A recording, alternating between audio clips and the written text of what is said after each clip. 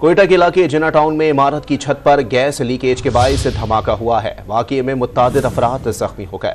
मज़ीद तफसीलात हासिल करेंगे। डॉन न्यूज़ के नुमाइंदे अब्दुल्ला ज़हरी हमारे साथ मौजूद है। अब्दुल्ला, बताया कि जख्मियों की हालत अब कैसी है?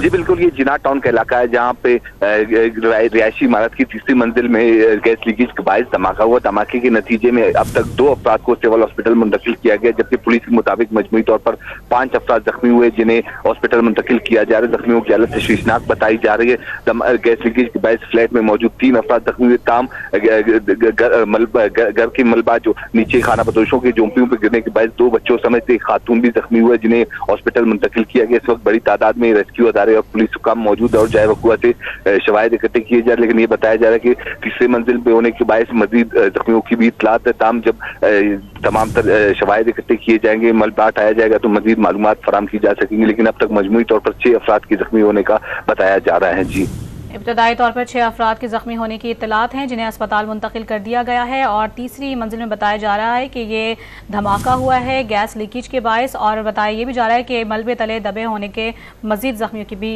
खदशा जाहिर किया जा रहा है। अब्दुल्ला ज़हरी अपडेट कर रहे थे, बहुत शुक्रिया आपका।